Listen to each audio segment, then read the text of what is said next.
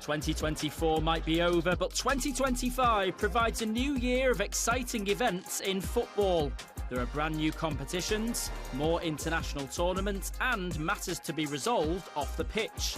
Let's see what the new calendar year has in store for the world's most popular sport.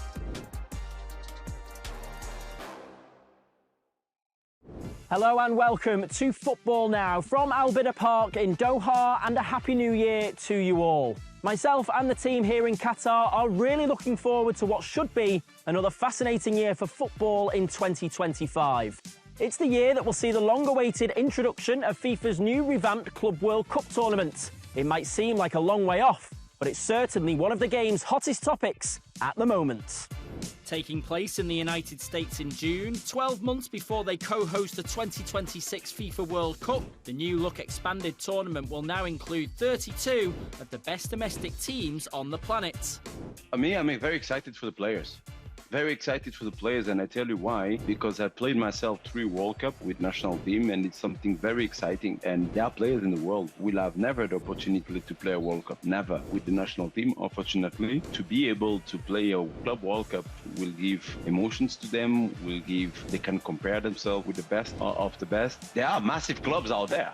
Massive big clubs with fan base, with history, with future, with potential, and we need to give these clubs a platform. We need to give these clubs proper preparation to be able to compete against each other.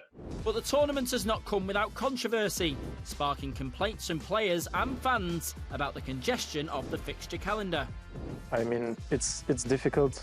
I think they reached the limit now where you play 60, 70, maybe 75 games in a season. It's a lot. And, from my own perspective, I had some injuries in the last years. So it was hard for me to really take the time to come back on my top level, and it's a big topic. You have young players, you have older players, you have players who do this for 15 years like Toni Kroos. You have players who maybe play this top level for 2-3 years. So it really depends. But in general, I think for the really high-performing teams, high-performing players, it's becoming a lot. Well, one team who will be making an appearance in the USA this summer are English side Manchester City. But it's a big year for City off the pitch as well. Their ongoing legal case against the Premier League should finally come to a conclusion. After an 11-week tribunal, the club are currently waiting to hear if they will be found guilty on 130 charges of financial rule-breaking. If they are, the punishment could include relegation from England's top division.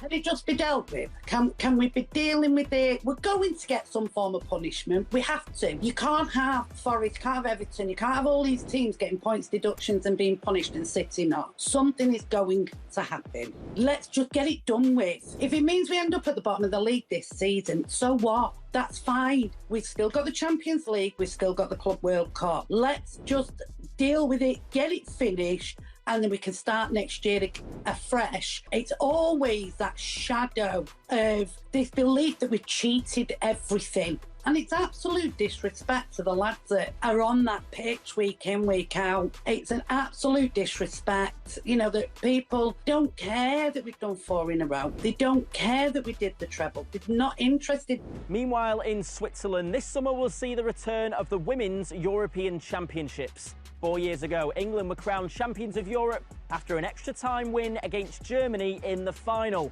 It might be early days, but who could be capable of winning the trophy this time around?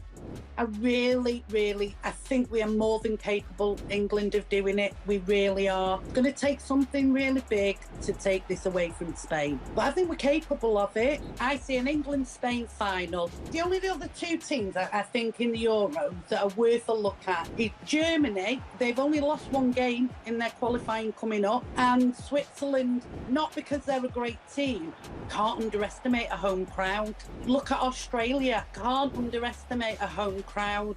Euro 2025 in Switzerland promises to be another exciting tournament for women's football. Now, here are some other stories to look out for from across the globe. This year will finalise a lot of the qualification spots for the 2026 World Cup in the USA, Canada and Mexico. There are a lot of countries vying to qualify for the first time, thanks to the expanded tournament format, which will house 48 teams. Can the likes of Uzbekistan, Rwanda and Venezuela do the improbable and make their first appearance at the tournament? The Premier League's summer transfer window will go through a radical change, now closing before the season begins in August, instead of the usual 1st of September date. It's the result of years of discussion around coaches preferring to have their squads finalised before the season actually kicks off. AFCON 2025 will kick off at the end of the year, with Ivory Coast looking to defend their title they won in early 2024. The hosts will be Morocco, who haven't won the trophy since 1976. But with the likes of Yassine Bono, Noussair Mazraoui, Sofiane Amrabat and Brahim Diaz in their ranks, the Atlas Lions will be hoping to end that drought on home soil.